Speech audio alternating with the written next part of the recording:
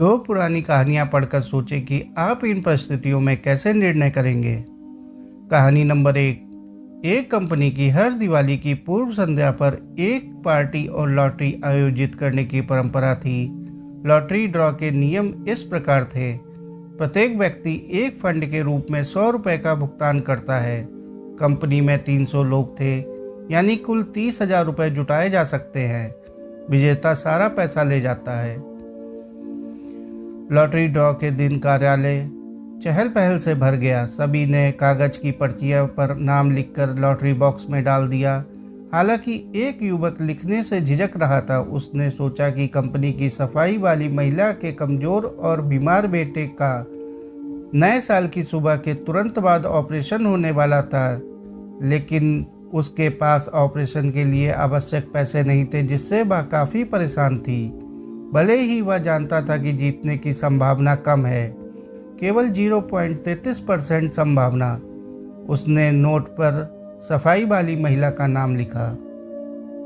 उत्साहपूर्ण क्षण आया। बॉस ने लॉटरी बॉक्स को हिलाते हुए उसमें से एक पर्ची निकाला। वह आदमी भी अपने दिल में प्रार्थना करता रहा कि इस उम्मीद में कि सफाई वाली महिला पुरस्कार जीत सकती है।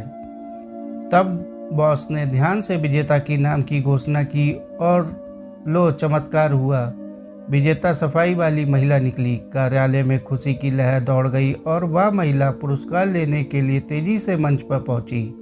वह फूट फूट कर रोने लगी और कहा, मैं बहुत भाग्यशाली और धन्य हूँ। इस चमत्कार के बारे में सोचते हुए वह आदमी लॉटरी बॉक्स की ओर बढ़ा। उसने कागज का एक टुकड़ा निकाला और यूं ही उसे खोला।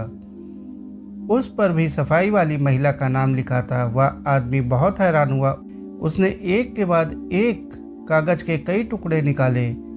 हालांकि उन पर लिखावट अलग अलग थी, नाम सभी एक ही थे। वे सभी सफाई वाली महिला के नाम थे। आदमी की आंखों में आंसू भर आए और वह स्पष्ट रूप से समझ गया था कि यह क्या चमत्कार है।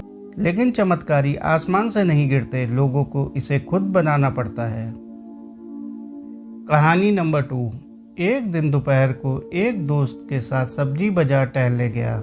अचानक फटे कपड़ों में एक बूढ़ा आदमी हाथ में हरी सब्जियों का थैला लेकर हमारे पास आया।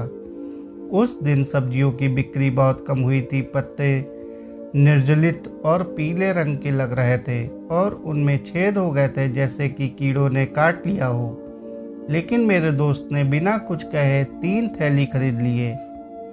बूढ़े ने भी लज्जित होकर समझाया, मैंने ये सब्जियां खुद उगाई। कुछ समय पहले बारिश हुई थी और सब्जियां भीग गई थी। ये बदसूरत दिखती हैं, मुझे खेद है। बूढ़े आदमी के जाने के बाद मैंने अपने दोस्त से पूछा, क्या तुम सच में घर जाकर इन्हें पकाओगे?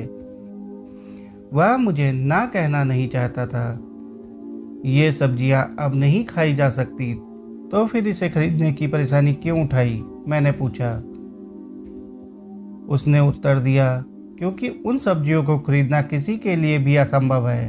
अगर मैं इसे नहीं खरीदता तो शायद बूढ़े के पास आज के लिए कोई आय नहीं होगी।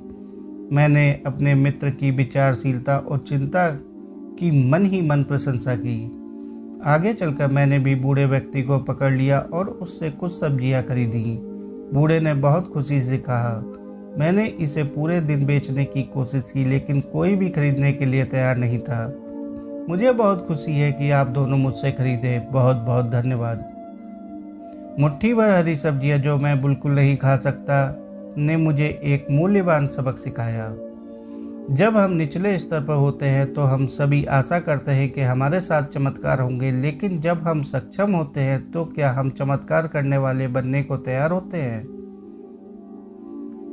इन 2 कहानियों को सुनने के बाद आपके पास 2 विकल्प हैं। आप इस सकारात्मक संदेश का प्रचार कर सकते हैं और दुनिया में अधिक प्यार फैला सकते हैं। आप इसे पूरी तरह से अनदेखा भी कर सकते हैं, जैसे कि आपने इसे कभी देखा ही नहीं।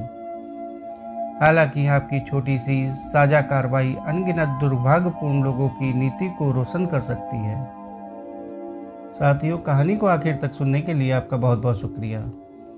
कहानियाँ अच्छी लगी हों तो कहानियों को लाइक और चैनल को सब्सक्राइब कर लीजिए। धन्यवाद।